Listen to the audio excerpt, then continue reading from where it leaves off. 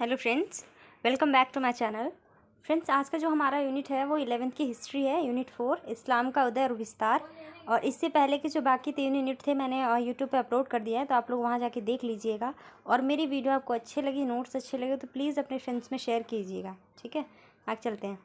सबसे पहले देखो इस्लाम के इतिहास की जानकारी के स्रोत। ठीक है फ्रेंड, तो अगर हम क्वेश्चन ये आए कि इस्लाम की इतिहास की जानकारी के स्रोत क्या है, तो आप क्या दे सकते हो। ये सारे पॉइंट्स हैं जिसमें तवारीख है, जीवन परिचय है, पैगंबर मोहम्मद के कथन और कृत्य जो उन्होंने लिखा, कुरान पे जो टिकाएँ लिखी गई, ऐतिहासिक रचनाएं क्या थी, इमारतें और शिलालेख कैसे, रिटन डॉक्यूमेंट्स के क्या थे। रिटन डॉक्यूमेंट्स मतलब होता है इतिहासकारों द्वारा चीज़ें लिखी जानी है, उस टाइम की जो चीज़ें थी, व्यवस्थाएं थी, उसको लिखा जाना। ठीक है, तो आप ये अगर 6 नंबर में आपको क्वेश्चन आता है तो आप एज ए इंट्रो डाल सकते हो, देन बॉडी डाल सकते हो, देन उसके बाद आप इंट्रो डाल सकते हो, जिससे आपको 6 नंबर का क्वेश्चन कंप्लीट हो जाएगा। ठीक है, आगे देखो इस्लाम का परिचय। तो फ्रेंड्स देखो, इस्लामी समाज का आरंभ कब हुआ? 1400 वर्ष पहले हुआ। और इनका जो मूल क्षेत्र था वो मिस्र से अफगानिस्तान तक फैला था। ठीक है, और यहीं की संस्कृति और समाज को दर्शाने के लिए क्या हुआ? इस्लाम का उपयोग हुआ। इस्लाम का क्या हुआ? प्रयोग हुआ। ठीक है, आगे चलते हैं। अब देखो फ्रेंड्स, अरब में जो इस्लाम का उदय हुआ वो कैसे हुआ? यहाँ पे लोग कबीलों में बटे थे, जिसके स्वयं के देवी देवता होते थे। खाना बदोश थे। खाना बदोश का मतलब होता है कि खाने की भोजन की तलाश में एक स्थान से दूसरे स्थान पर भ्रमण करना। ठीक है, और काबा क्या था? काबा मक्का में एक धर्मस्थल था जिसे सभी मुसलमानों ने पवित्र माना। आगे देखो, पैगंबर मोहम्मद का कबीला क्या था? कुरैश था, जो मक्का में रहता था और जिसने काबा पर अपना नियंत्रण किया था। 612 में जो पैगंबर मोहम्मद थे उन्होंने अपने आप को क्या करा? खुदा का संदेशवाहक घोषित किया। ठीक है, संदेशवाहक का मतलब क्या है? उन्होंने अपने आप को खुदा का एजेंट बताया कि हाँ, कि मैं उनके द्वारा जो भी शिक्षाएं दी जाती थी वो ऐसा होता था कि हाँ, अब ये खुदा ने बताया मुझे, इसलिए आपकी संदेशवाहक का मतलब होता है अपनी दूसरे के मैसेज पहुँचाना आप लोगों तक। ठीक है, ऐसा। जब पैगंबर मोहम्मद ने और अनुयायियों ने मक्का के समृद्ध लोगों का जब उनके कारण विद्रोह हो रहा था इनका, तो इन्होंने क्या करा? मक्का को छोड़ के मदीना में गए। और इस यात्रा को क्या कहा गया था? हिजरा। ठीक है, और यहीं से क्या हुआ? जो मुस्लिम कैलेंडर है, हिजरी सन की शुरुआत हुई। ठीक है, अब पता चल गया हिजरा किसको कहा गया और मुस्लिम कैलेंडर की शुरुआत कैसे हुई। 622 में पैगंबर मोहम्मद और उनके अनुयायियों का मक्का के लोगों ने जब विरोध किया तो वो उन्हें मक्का छोड़कर मदीना जाना पड़ा था। इस यात्रा को हमने हिजरा कहा और यहीं से मुस्लिम कैलेंडर हिजरी सन की स्थापना हुई। ठीक है, आगे देखो फ्रेंड्स, राजनीतिक व्यवस्था पैगंबर मोहम्मद का देखो। मदीना इस्लामी राज्य की प्रशासनिक बनी, जबकि मक्का क्या है? धार्मिक केंद्र है। ठीक है, इस्लाम की जो अल्लाह की इबादत करने की जो विधियाँ थी वो क्या थी? दैनिक प्रार्थना करना, 5 वक्त का नमाज यानी खैरात बांटना और चोरी ना करना, ये थी अल्लाह की इबादत की विधियाँ। ठीक है, अब देखो फ्रेंड्स, खलीफाओं का शासन विस्तार। अब यहाँ पे हम पढ़ेंगे क्या? पैगंबर मोहम्मद की मृत्यु के बाद क्या हुआ। ठीक है, तो 632 ईस्वी में जब पैगंबर मोहम्मद का देहांत हुआ तो अगले पैगंबर की जो वैधता थी वो क्या हो गई? उनके अभाव में क्या हुआ? उम्मा हो गया। ठीक है, जिसके कारण खिलाफत संस्था का आरंभ हुआ। और इस समुदाय का जो नेता था वो पैगंबर का ही प्रतिनिधि था, जो अपने आप को खलीफा बन गया। ठीक है, जो खलीफा बना। आगे देखो, खिलाफत के उद्देश्य क्या थे? तो कबीलों पर नियंत्रण करना और उम्मा का गठन करके राज्य के लिए संसाधन एकत्रित करना, ये क्या था? खिलाफत के उद्देश्य है। देखो फ्रेंड्स, अब पहले के 4 जो खलीफाओं के नाम पूछे जाएंगे आपके 2 नंबर में ये क्वेश्चन बनता है कि पहले के 4 खलीफा कौन थे, तो आप क्या बताओगे? हज़रत अबू बकर थे, हज़रत उमर थे और हज़रत उस्मान थे। इसके अलावा जो चौथे थे वो हज़रत अली थे, जिन्होंने अभियानों द्वारा विद्रोहियों का दमन किया था और राज्य का विस्तार भी इन्होंने किया था और कबीलों की शक्ति को एकजुट किया था। कबीलों की शक्ति में एकजुटता लेकर आए थे, मतलब अगर आपस में विभेद है तो इसको दूर करके इन्होंने क्या किया? एकजुटता की जो बात थी उन्होंने वो कायम किया, प्लस अपने राज्य का विस्तार भी बहुत ज़्यादा किया था अली ने। ठीक है, और इनकी मृत्यु के बाद क्या हुआ? जो मुआविया थे उन्होंने अपने आप को क्या किया? खलीफा का अगला नया खलीफा घोषित कर दिया और यहीं से उम्मैद वंश की स्थापना हुई थी। ठीक है, और जो मुआविया थे इन्होंने वंशानुगत उत्तराधिकारी की बात कर दी। यहीं से वंशानुगत परंपरा की आपको शुरुआत मानी जाती है। वंशानुगत परंपरा का मतलब होता है कि अगर शासन पे पिता हैं तो उनके बाद उनके बेटे, फिर उनका बेटा, फिर उनका बेटा। ये क्या हुआ? फैमिली, यानी ये क्रम चलता जाएगा आपका। ठीक है, ये था। तो फ्रेंड्स, अगला हमारा क्या है? अब्बासी क्रांति। अब्बासी क्रांति क्या है? तो दावा नामक एक सुनियोजित आंदोलन उम्मैद वंश को उखाड़ फेंका और यहीं से अब्बास वंश की स्थापना हुई। इन्होंने क्या करा था? बगदाद को अपनी राजधानी बनाई, सेना और नौकरशाही का गठन किया और इस्लामी संस्थाओं और जो उस टाइम के वैज्ञानिक थे उनको क्या दिया? इन्होंने संरक्षण प्रदान किया। ठीक है, आगे चलते हैं। देखो फ्रेंड्स, जो अब्बासी वंश था वो कमज़ोर हुआ। कारण क्या थे उसमें? राज्य में ही गृह युद्ध हो रहे थे, गुटबंदी थी और तुर्की गुलाम अधिकारियों की शक्ति में वृद्धि हुई थी। फ्रेंड्स, राज्य में ही गृह युद्ध का मतलब होता है आपस में ही लड़ना, ठीक है।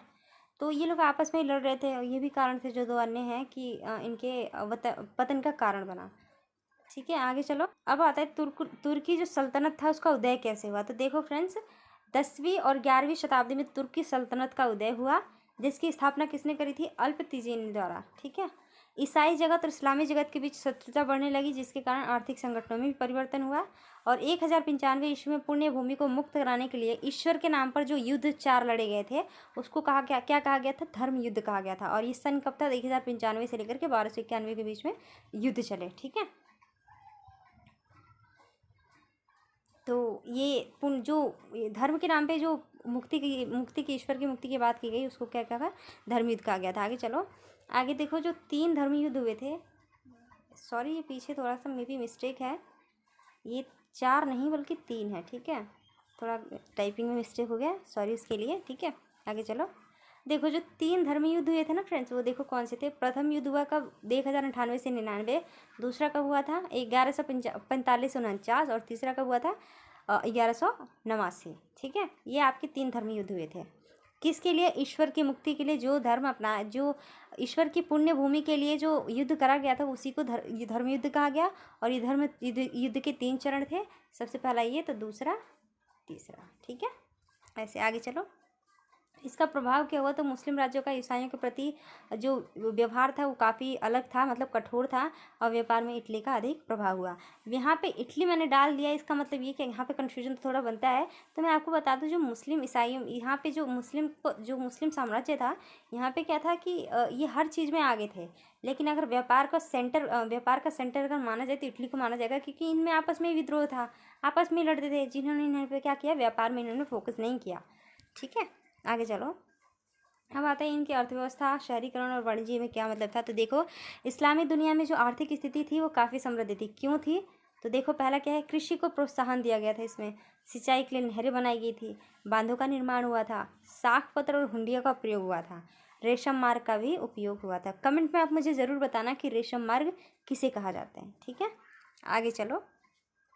कानून की 4 शाखाएं बनी, मलिकी, हनफी, शाफई और हनबली, ठीक है। इनको देख लेना, पढ़ना, ठीक है। क्वेश्चन अगर पूछता है तो ठीक है, अदरवाइज़ कोई बात नहीं है।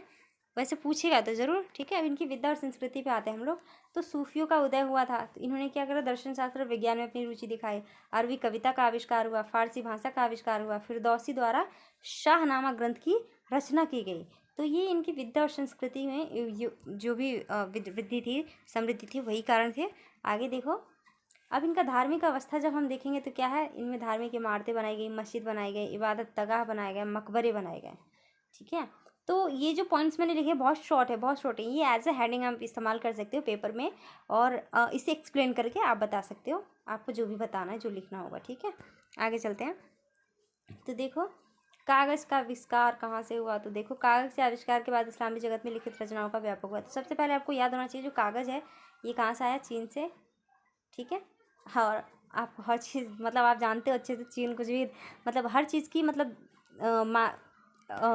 हर चीज़ का उत्पादन करता है। आज देख लो, इसकी माल तो टिकाऊ नहीं होती, लेकिन अगर हम कोविड का, ज़्यादातर लोग यही बोलते हैं कोविड चाइना से आया है, वुहान से। तो ऐसा नहीं है, क्योंकि इस चीज़ को किसी एक देश को टारगेट करना ठीक नहीं होता। तो इसीलिए WHO ने क्या करा है? COVID-19 रखा है उसका नाम, जिससे कि किसी देश का नाम इसके आगे ना लिया जाए। लेकिन फिर भी लोग कहते हैं क्या चाइना ने कोरोना वायरस दे दिया, मतलब हर चीज़ तो नकली देता है, बट कोरोना वायरस उसने टिकाऊ दे दिया, अब तक टिका हुआ है। तो ऐसी चीज़ें बनती रहती है, ठीक है। तो ऐसा नहीं है, अब क्या सच है क्या झूठ तो पता नहीं है, लेकिन सर्च करने के बाद ही पता चलेगा। तो वो चल ही रहा है। तो आगे चलते हैं। देखो, इस टाइम पे कला के 2 रूप विकसित हुए थे। पहला खुशनवीसी, जिसमें सुंदर लिखने की कलाएं होती थी। जो लिखने की कला थी वो काफ़ी सुंदर थी, ठीक है। खुशनवीसी का मतलब होता है सुंदर लिखने की कला, अच्छी चीज़ें लिखी जाती थी, बहुत ही अच्छी राइटिंग, मतलब होता है ना, राइटिंग किसी की कितनी प्यारी होती थी, मतलब कॉम्प्लीमेंट निकल जाता कि हाँ आपकी राइटिंग बहुत प्यारी है। उस टाइम पे ये जो कला थी बहुत ही प्यारी थी, ठीक है। और अरवेस्क था, जिसमें ज्यामिति और वनस्पतियों का डिज़ाइन को बढ़ावा दिया गया, ठीक है।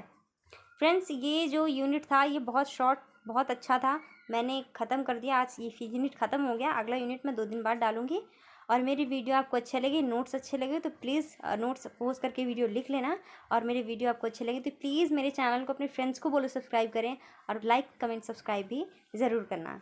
ठीक है friends, okay, thank you, stay bless.